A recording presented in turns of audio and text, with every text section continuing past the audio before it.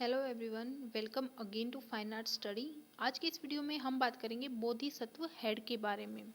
Last video में हम इसके पॉइंट फर्स्ट और सेकंड पढ़ चुके हैं, जो कि लोइन कैपिटल और चौरी बेसर था। तो स्टार्ट करते हैं। सबसे पहले देखिए, इसकी थोड़ी डिटेल देख लेते हैं। तो यहाँ पर एक भगवान बुद्ध का मुख दर्शाया गया है, जो कि दाईं तरफ थोड़ा सा झुका हुआ है। बाल इनके जो हैं बिल्कुल वेवी टाइप बनाए गए हैं। ठीक है, देखिए आप देख सकते हैं वेव टाइप में इनके बाल हैं और घुंघराले बाल हैं, और ऊपर की तरफ इन्होंने पूरा जो बाल है वो बांधे हुए हैं। तो इस टाइप से इनके बाल बनाए गए हैं। उसके बाद देखिए, जो इनके आईब्रो हैं वो जो यहाँ से देखिए आईब्रो पूरी नाक से यहाँ पर टच होती है, और इनकी जो आंखें हैं वो बादामी जो आंखें हैं उस टाइप से बनाई गई हैं। उसके बाद बीच में इन्होंने ये बिंदी जैसा लगाया हुआ है, और चेहरे पर हल्की सी मुस्कान है। कानों में आप देख सकते हैं होल है इनके। ठीक है, और जो इनकी चिन्ह है, जो ठुड्डी है वो बिल्कुल गोल यहाँ पर दर्शाई गई है। अब इसकी थोड़ी सी हम पढ़ लेते हैं। तो सबसे पहले देखिए ये कहाँ मिला है, तो ये तक्षशिला में मिला है। गांधार शैली का है ये, और इसका जो टाइमिंग है वो रहेगा 2nd सेंचुरी AD। साइज़ की अगर हम इसकी बात करें तो 27.5, 20 और 15 सेंटीमीटर जो है वो इसका साइज़ है। दाईं तरफ झुका हुआ है। इसकी जो भौहें हैं, जो आईब्रोज हैं वो धनुष आकार हैं। आंखें बादाम के आकार की हैं।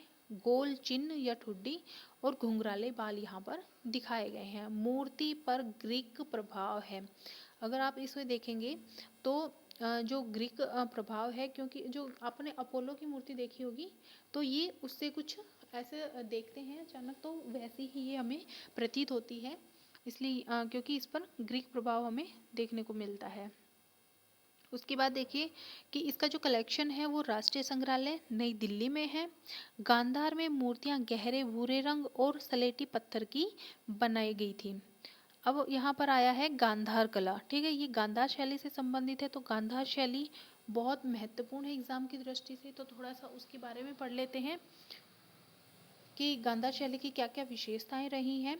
तो सबसे पहले जो तक्षशिला है, जहाँ पर ये मूर्ति मिली है हमें, तो वो तक्षशिला गांधार की राजधानी थी, कला का प्रमुख केंद्र और व्यापार की महत्वपूर्ण मंडी थी। तक्षशिला सलेटी पत्थर की मूर्तियों का बहुतायत से निर्माण हुआ। गांधार शैली के नमूने, तो यहाँ पर सलेटी पत्थर की मूर्तियाँ देखिए, गांधार में गहरे भूरे रंग और सलेटी पत्थर की मूर्तियाँ सबसे सर्वाधिक बनी थी। उसके बाद गांधार शैली के नमूने जो हैं वो तक्षशिला, पाकिस्तान, उत्तर पश्चिमी और अफगानिस्तान के अनेक प्रांतों से हमें प्राप्त होती हैं। अधिकांश जो मूर्तियां हैं वो बुद्ध की मूर्तियां, बौद्ध धार्मिक ग्रंथों की कहानियों के दृश्यों को पत्थर पर उत्कीर्ण किया गया है।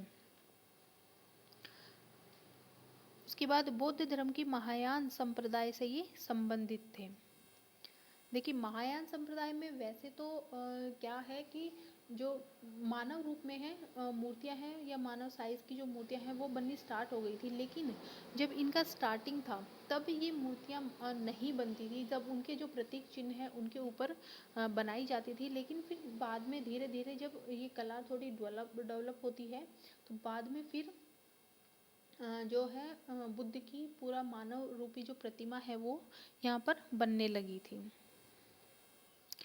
जातक कथाओं, बुद्ध के पदचिन्हों, बोधिसत्व, रिक्त आसन, छत्र आदि के लक्षणों से बुद्ध की उपस्थिति सूचित की जाती थी। लेकिन फिर बाद में बुद्ध और बोधिसत्वों की सुंदर प्रतिमा बनाई जाने लगी। ये क्वेश्चन एक बार DSSB में आया था कि कौन से संप्रदाय में, हीनयान या महायान, तो ये संप्रदाय के नाम दिए हुए थे कि किसमें बुद्ध का मानव रूप में चित्रण किया गया है, तो महायान संप्रदाय। तो बाद में बुद्ध और बोधिसत्वों की सुंदर प्रतिमा, ध्यान मुद्रा, ठीक है, धर्मचक्र मुद्रा, वरद मुद्रा आदि उत्कीर्ण की गई थी। गांधार कला शैली में सौंदर्य और यथार्थ का सुंदर चित्रण हमें देखने को मिलता है। सुंदर तो थी ही वो, उसके साथ साथ उनमें एक जो यथार्थ जो आता है, मतलब यथार्थ भी था कि दिखने में बिल्कुल वो रियल लगती थी।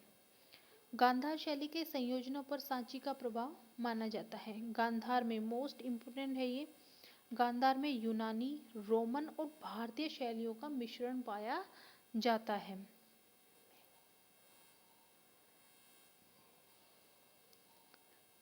इनके जो विषय है वो बौद्ध थे, लेकिन इनकी जो शैली थी वो यूनानी थी। इसी शैली को गांधार शैली के नाम से पुकारा गया। इसके जो अन्य नाम, इसे गांधार शैली के अलावा ग्रीको बुद्धिस्ट, इंडो ग्रीक या फिर इंडो हेलेनिस्टिक कला के नाम से भी जाना जाता है। तो ये गांधार कला के बारे में कुछ महत्वपूर्ण बातें थी। उसके बाद हम पढ़ते हैं फोर्थ जो है वो है हमारा सीटेड बुद्धा फ्रॉम कटरा टीला। तो एक बार इसका भी हम पिक्चर देख लेते हैं। देखिए सबसे पहले तो ये पद्मासन में बैठे हैं, ठीक है। अभय मुद्रा है जो आशीर्वाद देने की मुद्रा होती है।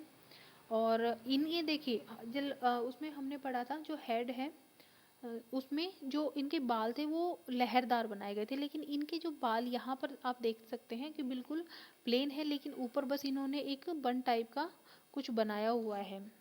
उसके बाद इनका जो हथेली है यहाँ देख सकते हैं कि आप वो चक्र बना हुआ है। और इनके जो पैर के तलवे हैं वो ऊपर की तरफ हैं, देखिए दोनों तलवे ऊपर की तरफ है। उसके बाद इन्होंने कंधे पर ये एक वस्त्र डाला हुआ है जिसे संघाटी बोलते हैं।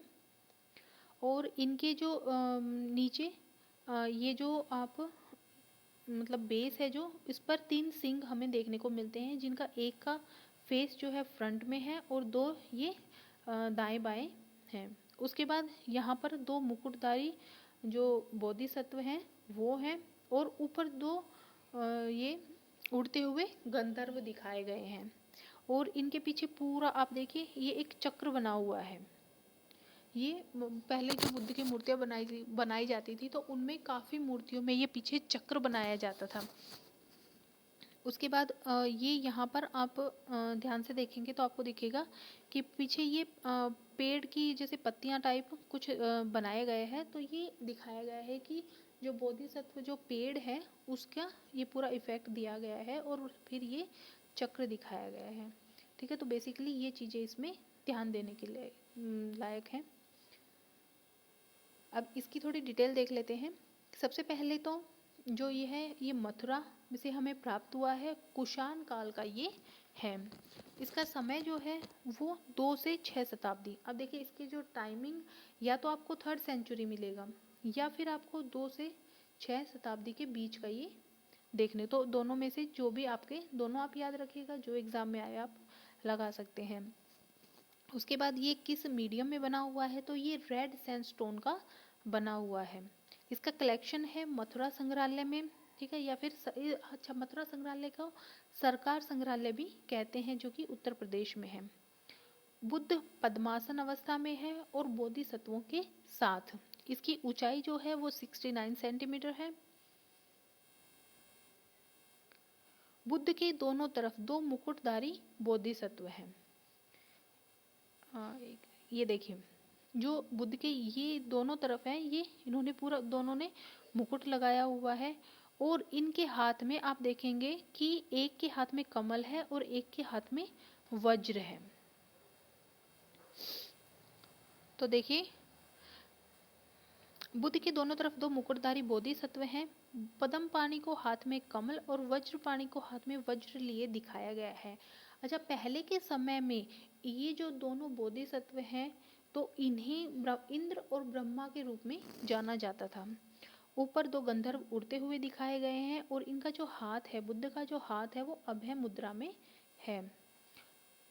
पद्मासन में बुद्ध बैठे हैं। बुद्ध के पैरों के तलवे ऊपर की तरफ हैं। हथेली पर यहाँ इनके चक्र बना हुआ है।